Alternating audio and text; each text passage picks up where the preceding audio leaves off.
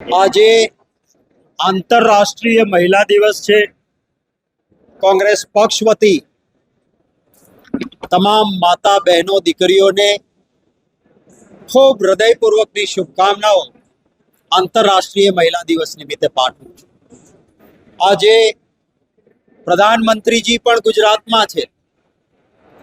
હું આશા રાખું છું કે આંતરરાષ્ટ્રીય મહિલા દિવસે આપણા દેશના માનનીય પ્રધાનમંત્રી શ્રી જરૂર ગુજરાતમાં જે દીકરીઓ પર અત્યાચાર થાય છે, દાહોદમાં એક નાની દીકરીને ગળું દબાવીને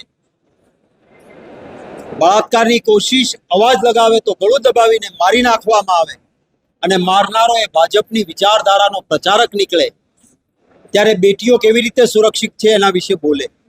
હું આશા રાખું છું કે આજે આંતરરાષ્ટ્રીય મહિલા દિવસ છે ત્યારે પ્રધાનમંત્રી શ્રી અમરેલીમાં એક પાટીદાર દીકરીનું જે સરઘસ કાઢવામાં આવ્યું, પટ્ટાથી માર મારવામાં આવ્યો અને કારણ તો ભાજપના બે વ્યક્તિઓના, બે જૂથોના ઝઘડા હતા, એના વિશે આજે આંતરરાષ્ટ્રીય મહિલા દિવસે પ્રધાનમંત્રી શ્રી બોલે એવી અપેક્ષા રાખું છું।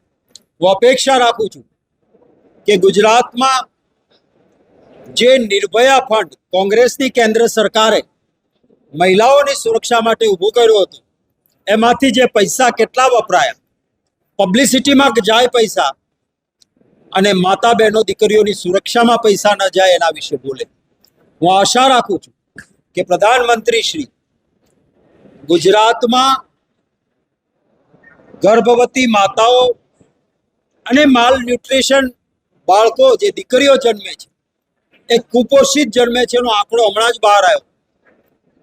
જે રાજ્યો વિકસિત નથી ગણાતા એ રાજ્યો કરતાં પણ કુપોષિત દીકરીઓ આપણે ત્યાં સગર્ભા મહિલાઓની વધારે તકલીફ હોય તો આ વિશે પણ પ્રધાનમંત્રી શ્રી બોલે એવી હું અપેક્ષા રાખું છું। અમારા નેતા રાહુલ ગાંધીજી છેલ્લા 2 દિવસથી સતત અહીંયા છે। આપે સૌએ જોયું છે, કાર્યકર્તાઓ સેંકડોની સંખ્યામાં હોય, એની વચ્ચે પગથિયા ઉપર બેસીને પણ ફોટો પડાવે અને અગલ બગલ આજુબાજુ ભીડ હોય સેંકડો લોકોની। આને મર્દાનગી કહેવાય, આને જન નેતા કહેવાય। ચકલું ફરકે ત્યાં ડરી જવાનું ને કોઈ આવે નહીં, એ બરાબર ના કહેવાય।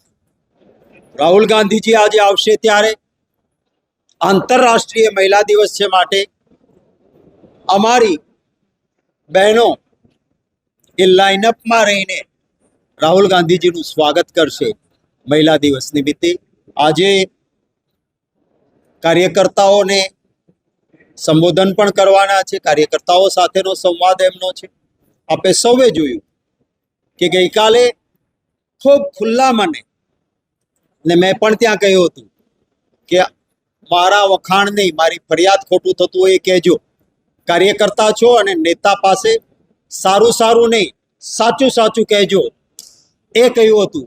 અને હું આભાર માનીશ મારા કોંગ્રેસના ગ્રાસ રૂટના એ કાર્યકર્તાઓ, તાલુકા પ્રમુખો, જિલ્લા પ્રમુખશ્રીઓ, સેલ ડિપાર્ટમેન્ટના ચેરમેનશ્રીઓ, અરે ત્યાં સુધી કે અમારી ઓફિસમાં કામ કરનાર અમારો ચોકીદાર ભાઈ હોય કે એટેન્ડન્ટ ભાઈથી માંડીને બધા જ સ્ટાફના માણસો સાથે પણ રાહુલ ગાંધીજીએ સંવાદ કર્યો અને મેં કહ્યું કે સાહેબ આ એક મિટિંગમાં હું હાજર નહીં રહું, મારી ગેરહાજરીમાં પણ આપ સંવાદ કરો જેથી અમારો સ્ટાફ છે એ પણ એના મનની વાત આપણે કરી શકે ને એને પ્રદેશ પ્રમુખ બેઠો છે એની ચિંતા ન રહેવી જોઈએ।